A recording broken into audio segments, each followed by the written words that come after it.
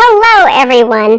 Today I'm going to talk about the super common reduction of did you and other similar reductions.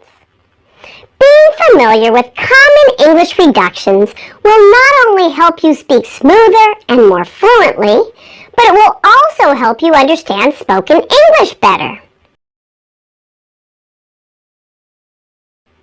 In order to better understand what I'm about to explain here, I strongly suggest you watch my two previous videos in this order.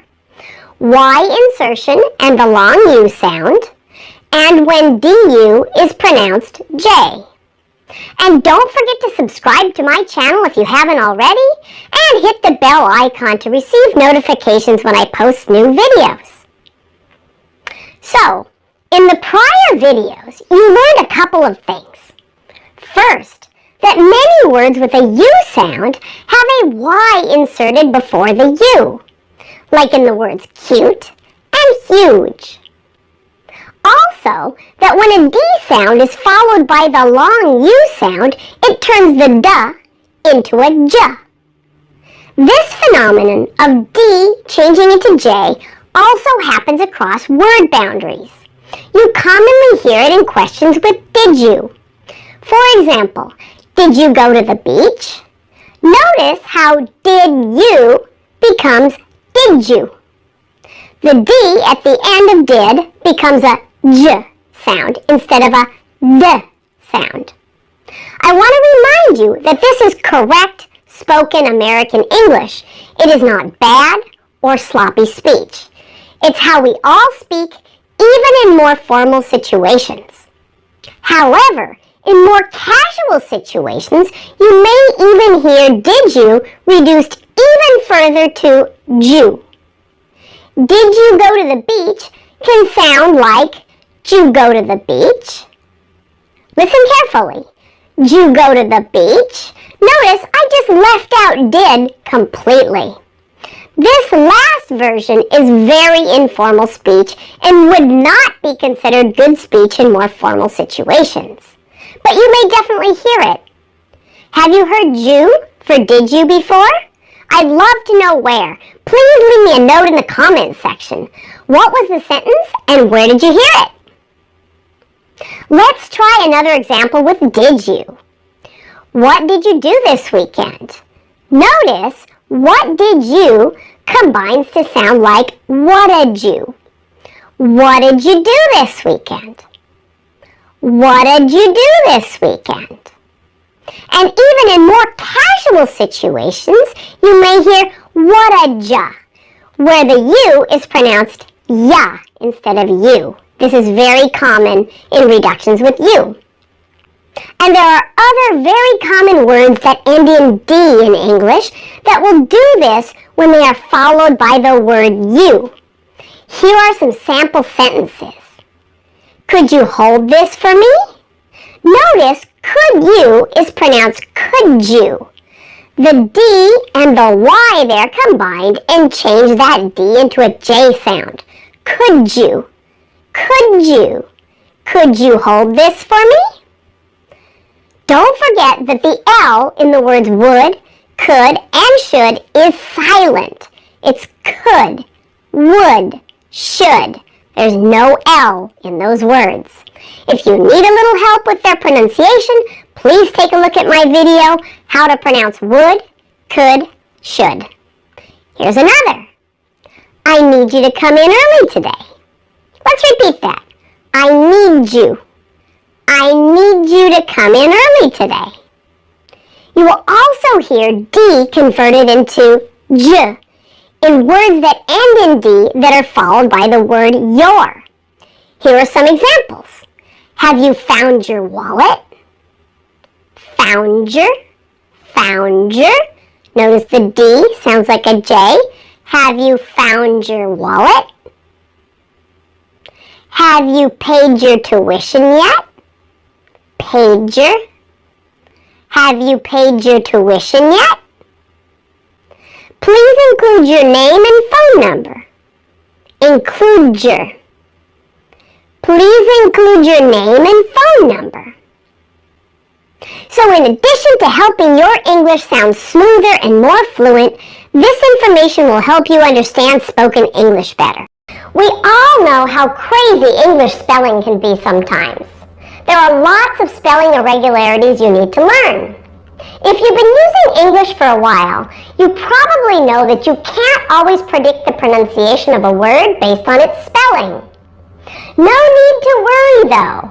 Like in everything, there are patterns that you can learn to make identifying silent letters somewhat predictable. Let's take the B for example. It's easy to spot most silent Bs. Most of them are where the B follows the letter M at the end of words. Some examples include thumb, bomb, and comb. In addition, the largest number of these silent B words have a short U sound. Now here they are: crumb, dumb, numb, plum, succumb, thumb, and plumber or plumbing. I know that the MB is not actually at the end of those last two words, but you can add the ending ER or ING here without changing the pronunciation, so the B is still silent in those words. Here's a crazy practice paragraph to help you remember the silent B words. My thumb is now numb from the plumbing accident. I plumb forgot how dumb my friend's ideas can be, so I succumbed to her begging and tried to get her precious crumbs out of the drain pipe. What did you think of that? Crazy, huh? Can you visualize it? Can you actually see it in your mind's eye? The crazier the story, the easier it is to remember something. Now let's continue learning more words with a silent B. There are several other common words ending in MB where the final B is silent. First, there's lamb, which is the animal or the meat. And here's a sentence for you.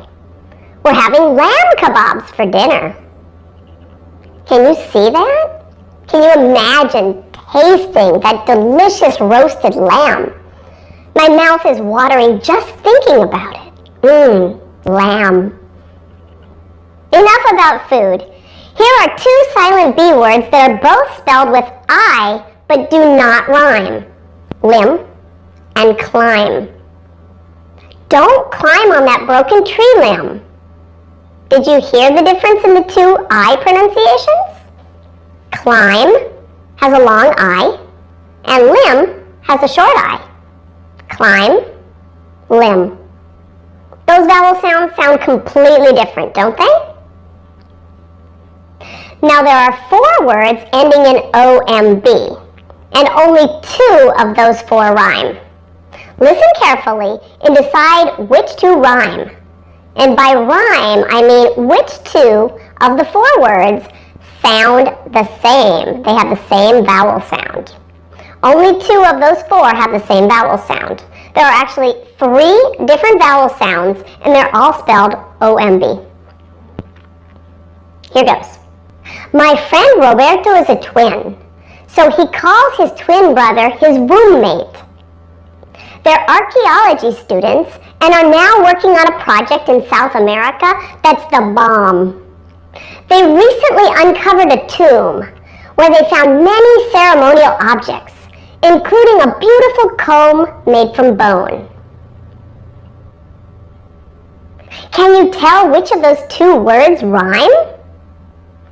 And did you notice that there are actually 3 different pronunciations for the O in those words? Now, if you didn't hear it, I want you to go back and I want you to listen again. I'm not going to give you the answer right now, but I am going to write it in the comments section. So I want you to listen and listen again until you can tune your ear in to distinguishing the difference between those vowel sounds.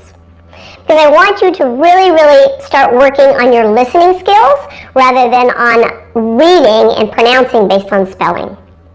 So look in the comments section to find out which of those 2 words actually rhyme. Okay, and the last 3 silent B words are different than all the previous ones. There are 3 common words where the B is silent before a T, and they are debt, doubt, and subtle. And here's a practice sentence for you. We have some subtle doubts about whether we should go into debt to buy the lamb farm. Now, those are all the most frequently used words that have silent B's in American English. But there are other words that do exist that have silent B's. If there are any others that you use, please write them in the comments section. Now, I would highly suggest going back and practicing those sentences some more. And make sure you write down the words that are useful for you, and you put those into sentences that you would actually say.